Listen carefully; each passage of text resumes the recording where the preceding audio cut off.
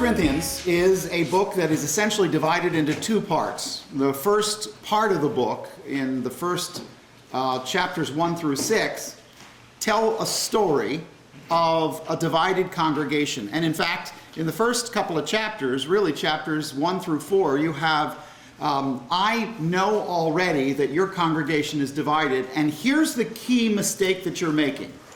You have put men above the message.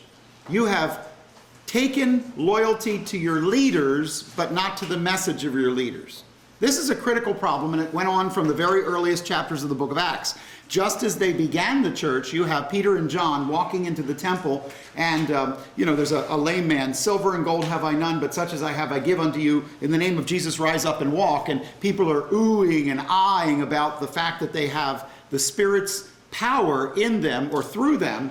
And as a result, people want to be where they are and have the shadow of Peter and John fall on them as they walk by. And all of a sudden, the veneration of the leadership becomes more important than the apprehension of their message and the understanding of their message and their walking in their message. And here's the bottom line. There's always a temptation, because people buy the person before they buy the message. There's always a temptation to fall in love with the person and not understand where the loyalty really is. It's not correct because of who says it. It's correct because of what they say. Even a person who you otherwise wouldn't trust could tell you the truth. They could say the right thing. I think if you asked Adolf Hitler what time it was and he looked at his watch and told you, even though I think he was a terrible man, that does not mean he wasn't telling the truth when you asked him what time it was. You can't evaluate the truth of something simply by who says it. In other words, a really bad source can sometimes get it right. Even a broken clock is right twice a day if it's analog. And the bottom line is this. They had fallen in love and placed their loyalty. Now Paul uses and substitutes names of Paul and Apollos, but he says that this is a substitution. This isn't the real names. He says, I've substituted these names so that I don't have to embarrass the people that are this. And he says in the first chapters, I want you to understand that when I came to you, I didn't come with some kind of style and panache. You weren't supposed to get the idea that because I could speak well and because I could frame my arguments well, that therefore they are true. It's terribly important in our modern frame, in the modern church, that we understand this. Because right now there are guys out there who can speak well, but what they're saying is wrong. They get the punchlines and the catchphrases, and they know how to put them together, and the bullet points sound really like they're powerful. They can alliterate. They've got all the tricks of speaking. Bottom line is, what they're saying is either true or false. Because you can speak well, because you can put on a good show, does not mean what you're saying is true. And increasingly, people are getting caught up in the glitter of the bright lights and not listening to exactly what is being said. So Paul argues in chapter 1, I didn't come that way. And in fact, I understand that our message is in fact foolishness to people on the outside, people in the world. I watched a YouTube yesterday. It was very interesting to watch a guy. He was reading a letter from a non-Christian. He was a Christian, but he was reading a letter from a non-Christian that says, you don't get it. I don't not come to church as a non-believer because your concert isn't as good. Put on the best concert you want, I still won't come. I don't not come because your sermons are too long. Make them 15 minutes of self-help and I still won't come. You don't understand. The reason I don't come to your church is I hate the gospel. I hate the idea that you can tell me that I was born broke and that I'm a sinner and that I'm depraved. I don't feel depraved. I feel like I'm a good guy, and I don't want to hear your stuff anymore. I don't want you telling me there's a God out there who would actually, to satisfy his own desires, have his own son crucified. I don't want that God. Now, I mentioned that to you this morning. It's a YouTube worth looking at. But I mention it to you because I believe that our church at the beginning of the 21st century has plunged into this idea that if we could go out and take surveys on the community and ask them what kind of church they'd like to have, we could just make it into something that would really be attractive. And here's my question. Why in the book of Acts did they not do that? Why did they walk in and say, we're going to preach the cross? Why did Paul say, I get it. The preaching of the cross is foolishness to those who are on the outside. And guess what? We preach the cross. Why did Paul stubbornly say, we're going to talk about substitutional atonement whether or not the people like it? How about this? How about instead of polling the community on what they'd like the church to be, we fall on our faces before God for the souls of lost men? How about this? How about we become such good students of the book that as we go out and preach the word of God, people can ask us what's in that book and we can answer it.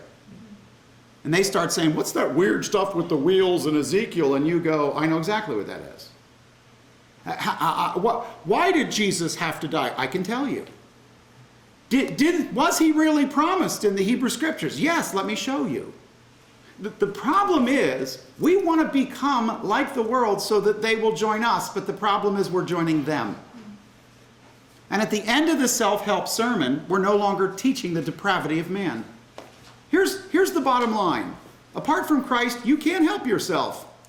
You can make things a little nicer on your way to hell, but that's all you can do.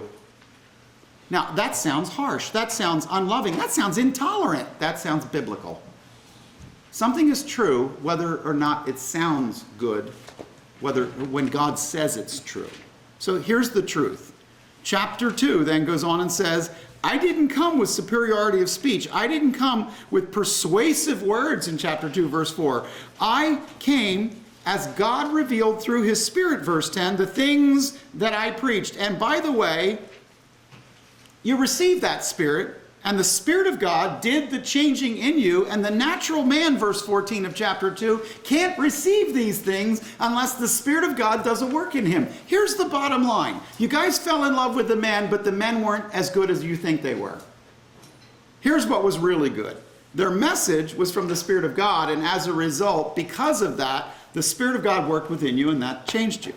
Then in chapter 3, he said, look, I have to tell you, who's Paul? Who's Apollos?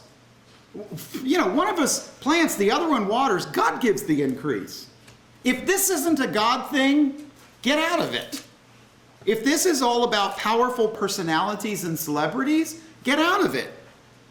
So he says in chapter 4, verse 1, I need you to stop regarding us as anything but servants of Christ.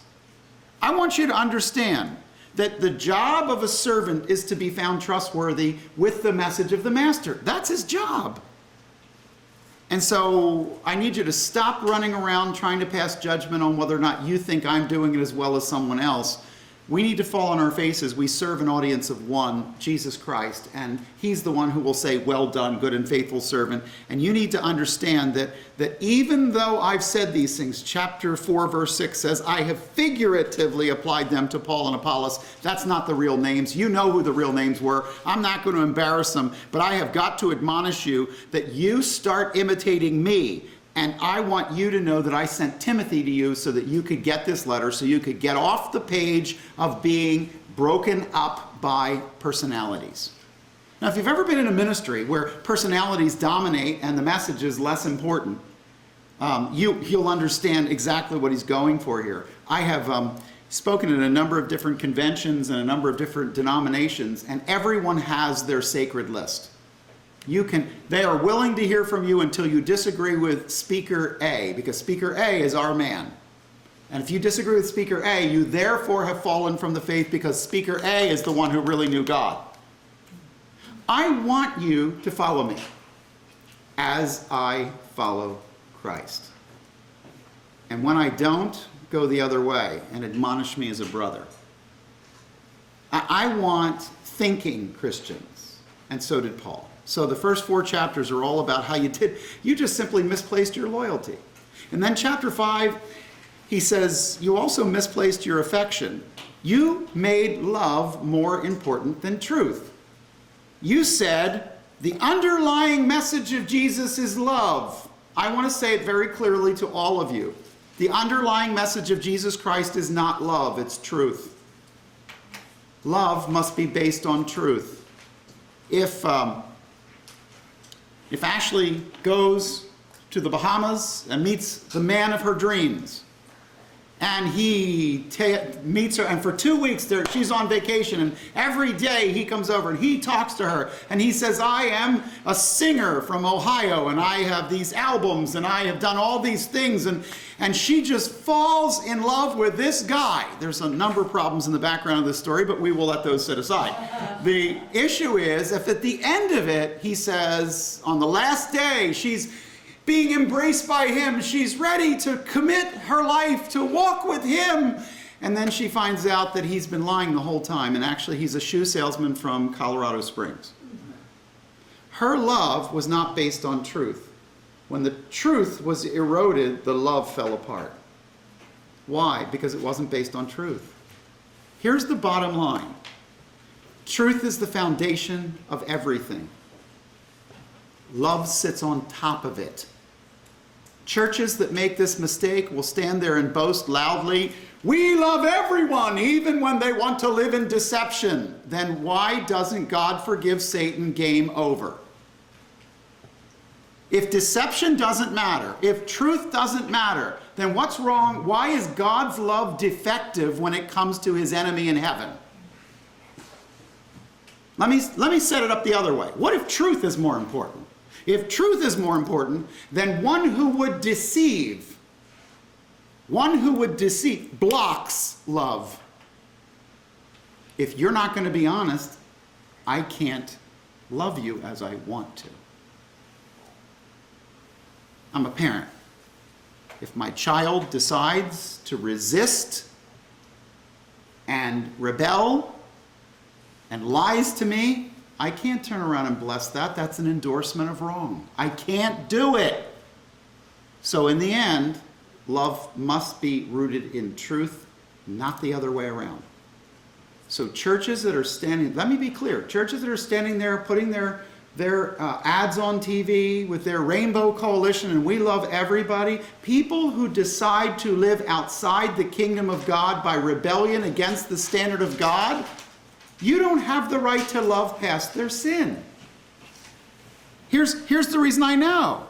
He says, it's reported in verse 1 of chapter 5, that there's immorality among you, such as is not even in the Gentiles. You become arrogant. The problem is not that people were living immorally. They've always been living immorally. The problem was you become arrogant and said, we love them past it. No one will repent when you will give them all the benefits of living in harmony without repentance. Did you get that? No one will repent as long as they get all the benefits of a walk with God without repentance. There's a reason why benefits are withheld, and that is to bring people back from the edge. So, he says in verse 6 of chapter 5, your boasting is not good. Don't you know that a little leaven leavens the whole lump? Paul has a very consistent methodology in the way he talks to the church at Corinth. He says, if there is an immoral person, and by the way, he makes the point in verse 10 of chapter 5, not a person in the world, but a person who names the name of Christ but decides to live immorally. If there's an immoral person and you allow them, a so-called brother, he says in verse 11, and you allow them to live with the benefits of the family and no one challenges what they're doing, you are in error. Do not boast about this. You are wrong. You are helping them do wrong. When somebody decides they want to live in immorality or walk around as a drunkard or be a swindler and call themselves the swindler Christian, you don't form a we love to drink Bible study. You don't decide this is the immoral people for Jesus, adulterers for Christ, we'll meet in room 107. What you say is you won't meet here at all. You will deal with your heart before God and do right. Now, somebody out there is going to say, but you're not operating under grace. I'm reading the text. Paul, who was the author of By Grace Through Faith in an incredibly clear presentation in Romans, is the one who says, do not even eat with such a one. Where is Paul's grace, would be my question. Let me just say it very clearly to get out of this chapter. Somebody has figured out that they know better than Paul. That things Paul said in black and white we don't have to do anymore because we love more than Paul or had better grace than Paul or have figured out something Paul didn't figure out. Let me challenge that by saying in chapter 5 he said, if people want to live and color outside the lines, you need to say to them, you're outside the line, please come back in, or you're not a part of us. And in this incredible tolerance-washed generation that we live in, somebody said, I don't know what's wrong with Paul. He got it wrong. I know how to do it. Let's just invite them in.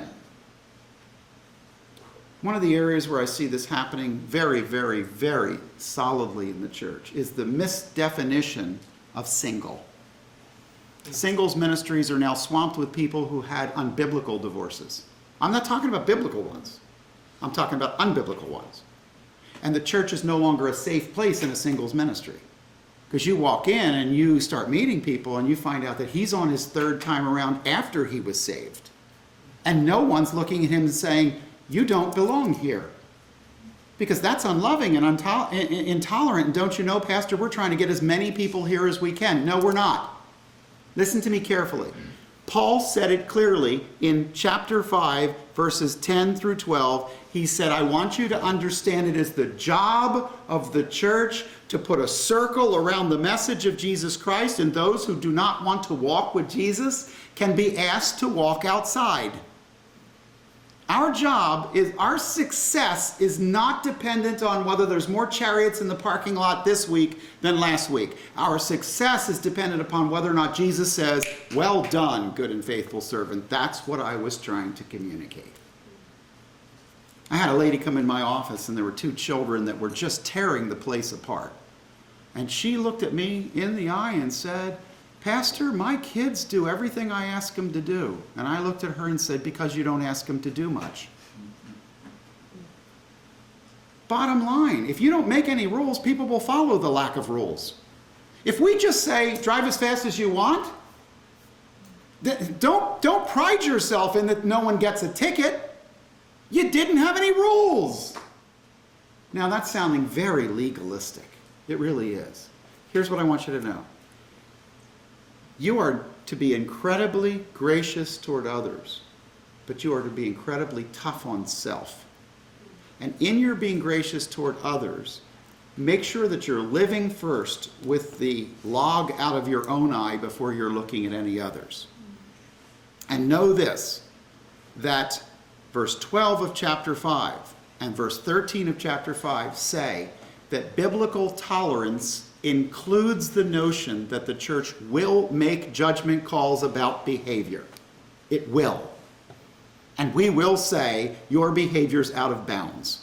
When he says, what have I to do with judging outsiders? Do you not judge those who are within the church? He's saying, the answer to that question is a rhetorical yes. Because I keep hearing people say, well, we're not allowed to judge people. No. You have to make judgments. If you're a parent, you have to decide, is that kid somebody my kid should hang out with? Is that not a judgment?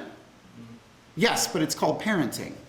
God didn't say, we just have to be so naive that people can walk around molesting children and I'll send them over to the house because I don't want to be judgy. No, you have to make judgments all the time. The issue is that you need to make them only based on the parameters of God's word, and always you speak the truth filled with grace. Filled with grace. Do everything possible to show love and grace in what you do.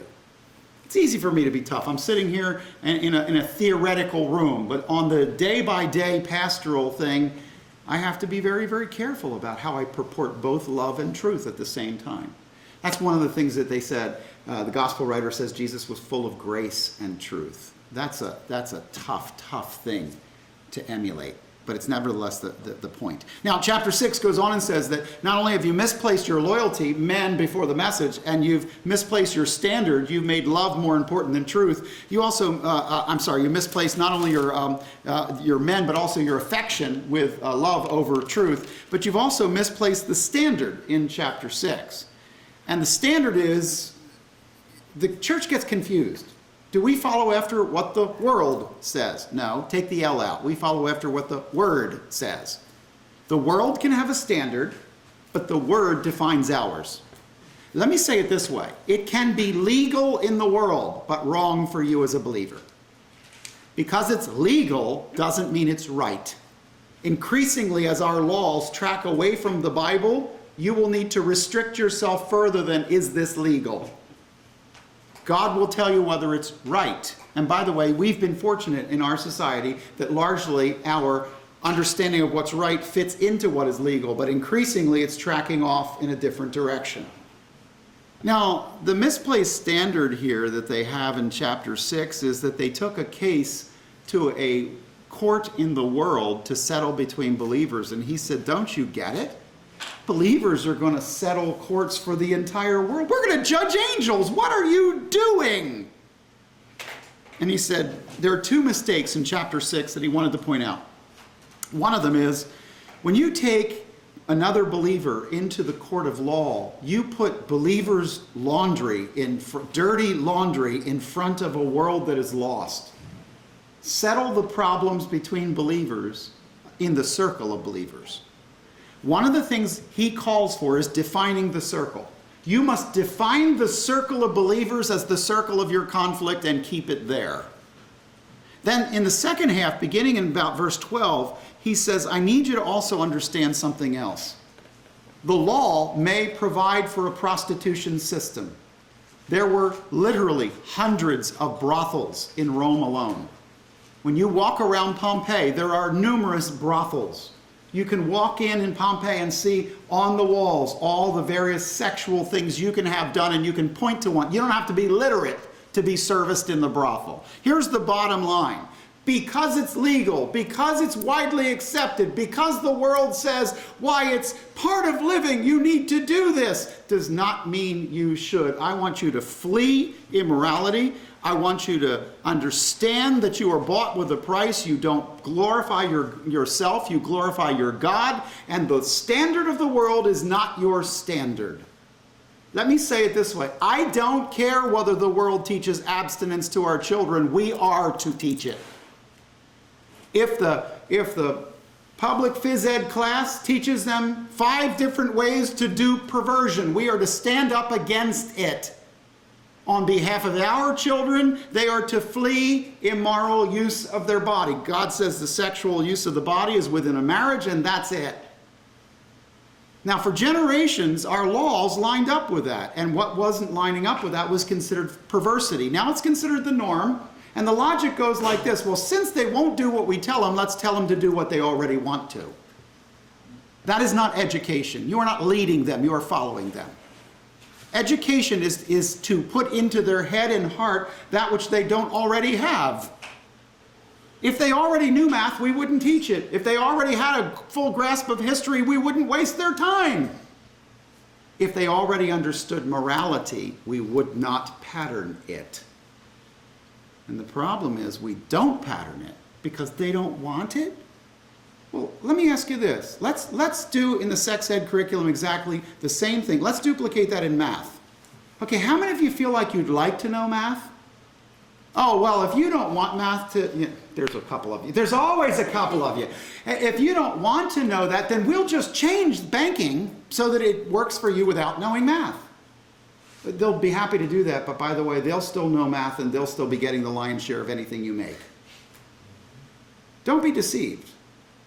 You walk in to buy something and you don't understand how interest works, they'll be happy to take your money out of your wallet.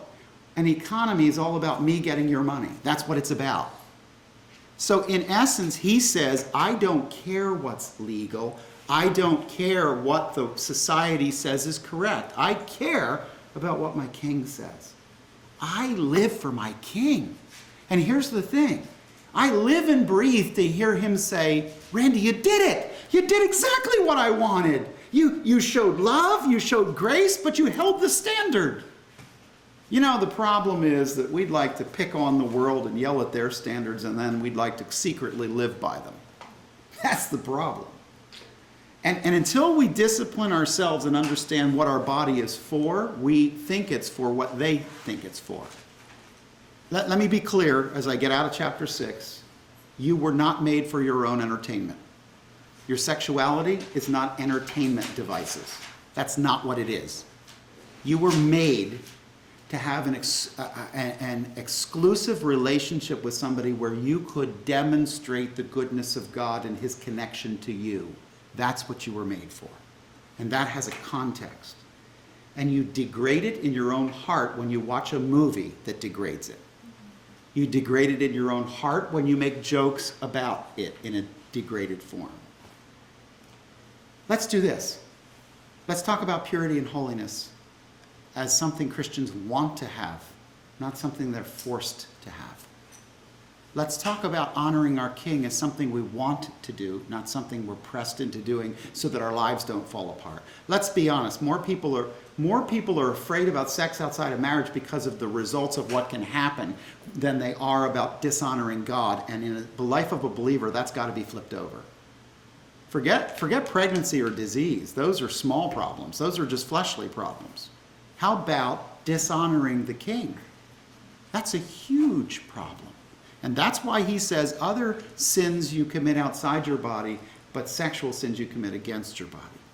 Now, moving from there, chapter 7 begins the second part of the book. The first part of the book really is problems I know about you that the household of Chloe has told me about you that you don't necessarily know that I know about you, but I know them about you. Chapters 7 to 16 are, you ask me a set of questions and I want to answer those questions. And in chapter 7, he's going to answer questions on marriage, divorce, remarriage, celibacy, and he's going to talk about 4 different types of marriage that existed in Corinth, even though only 2 of them exist in Florida today, and depending upon what state or country you're from, you might have a different list. But we have common law marriage, which under the Romans was usus. We have conferential marriage, which is a ceremonial marriage. But they also had contubernium marriage, which is where you pair off people who are slaves under your care to produce a stable of slaves. And they also have coemptio and manum marriage, which is pleasurable service women, where a wealthy man can, in order to satisfy a debt, a person can give that wealthy man his daughter for a period of years to satisfy him pleasurably at his leisure. And her life is about paying her dad's debt. That's really what it is. And then she can be turned back over to her father and then put into marriage later. And she's covered under a type of marriage law. But the fact of the matter is there are 4 different ways to get married in Corinth. And that's why this passage is so complex in chapter 7.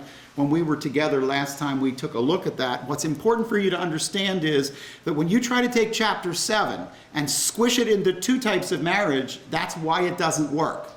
That's why people are confused about what God says about marriage, divorce, and remarriage. It's because the situation in Corinth in the 1st century was more complex in marriage than it is in Florida in the 21st century. So when you just take it out of the context of where it goes and drop it into the context of the modern life, you foul up the passage, is what I'm saying.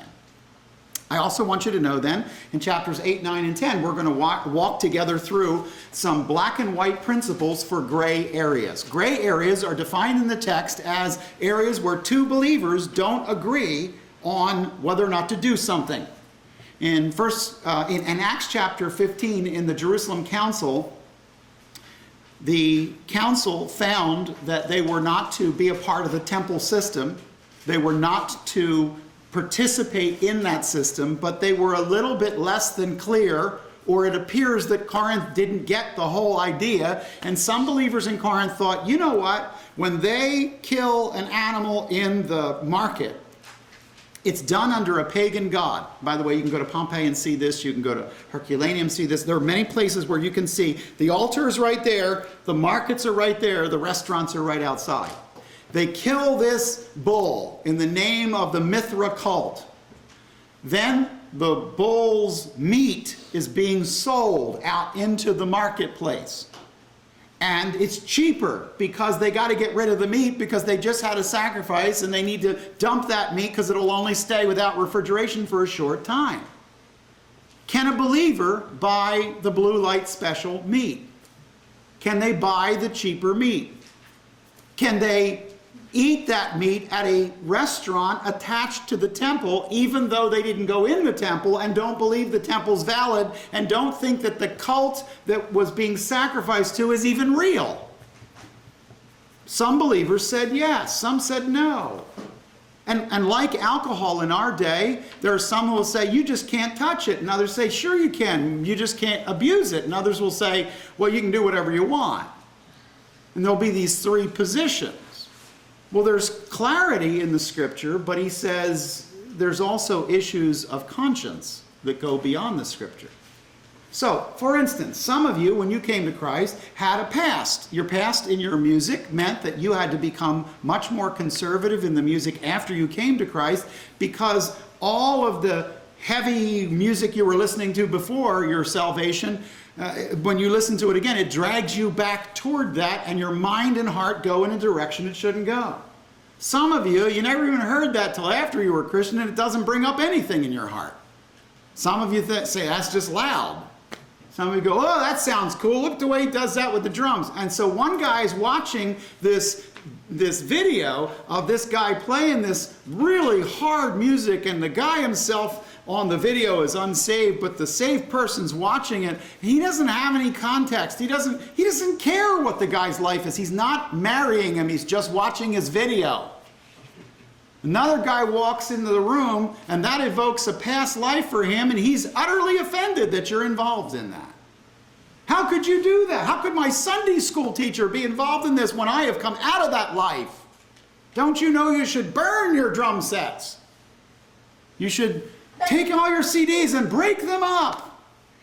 And so the Christians came together, and the meat offered to idols became a sample problem of many other problems. How do believers deal with one another in three contexts? One, in their home. Another one, in public. And third, in the home of an unbeliever when invited.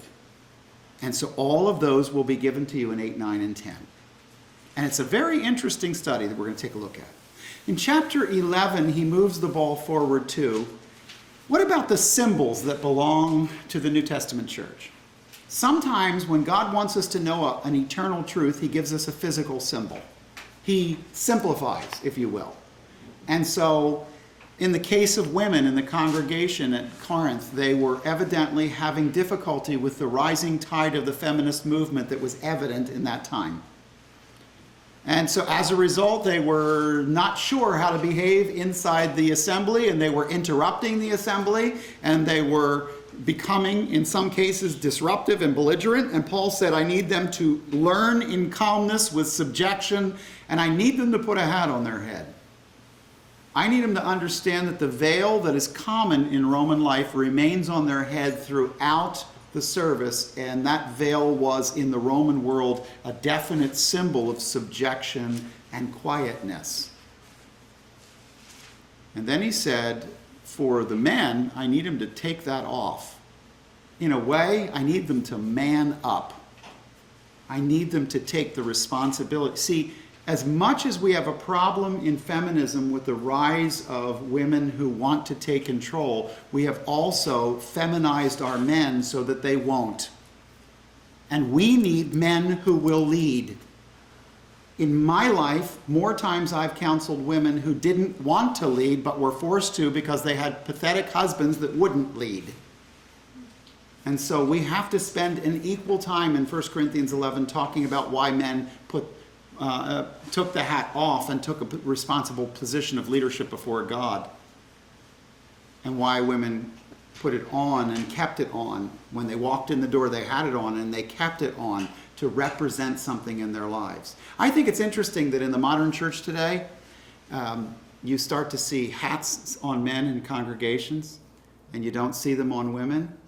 I was in a church service the other day in which a whole bunch of guys are sitting there with their ball caps on. I think it's almost quietly humorous that I'm also watching the feminization of men as I'm watching the masculinity of women.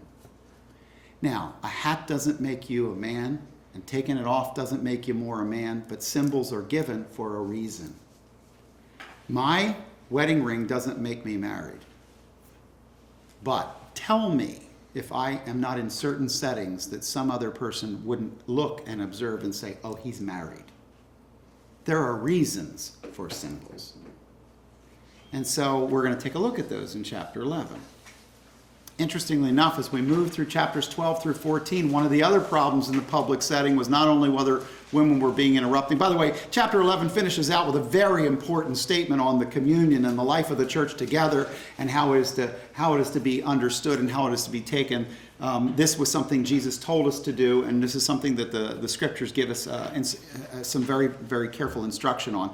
But by the time you get to chapter 12 through 14, he's now dealing with the manifestations of the Spirit of God and how you use your giftedness. And so we're going to look at giftedness together and how to use our gifts, because under the Hebrew system, if you were born a Levite, your job was to do the work of the tabernacle and later the temple. In other words, your ministry was determined by your birth. Under the gospel, your ministry is determined by your new birth. And you are gifted a certain way and given a certain name, if you will. Like Levi, you are given mercy. You are given teacher. You are given a title of giftedness, a combination of gifts that makes you you, and you are to operate within those gifts. And in chapter 13, he says, but there's something even more important than operating into the gifts. There's something even more important than having the manifest presence of God in your midst. The thing is this: if you have all the giftedness in the world so that you are able to speak like no one else can speak, but you don't love, you don't understand anything, you're not able to do what God wants done. In other words, giftedness without love becomes hard. Giftedness with love becomes effective. Love without giftedness becomes sentiment. You feel warm and gushy, but nobody does anything about it. So by the time we get to chapter 14, he's going to dissect and define the use of gifts in the assembly.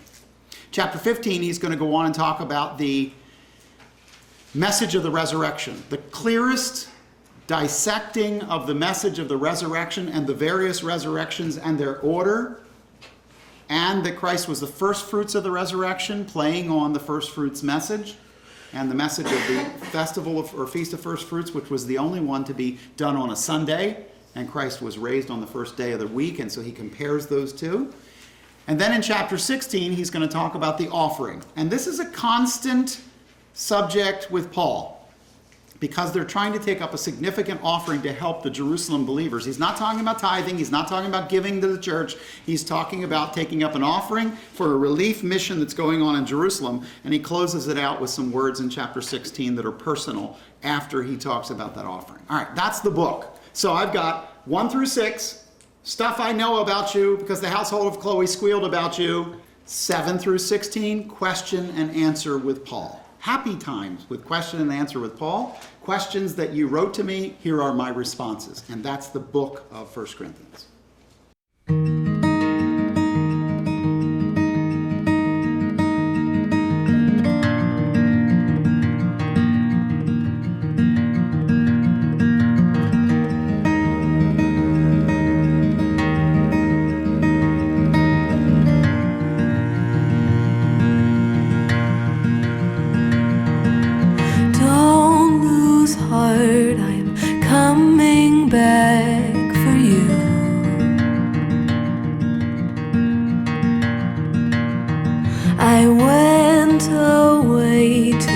Find a place for two.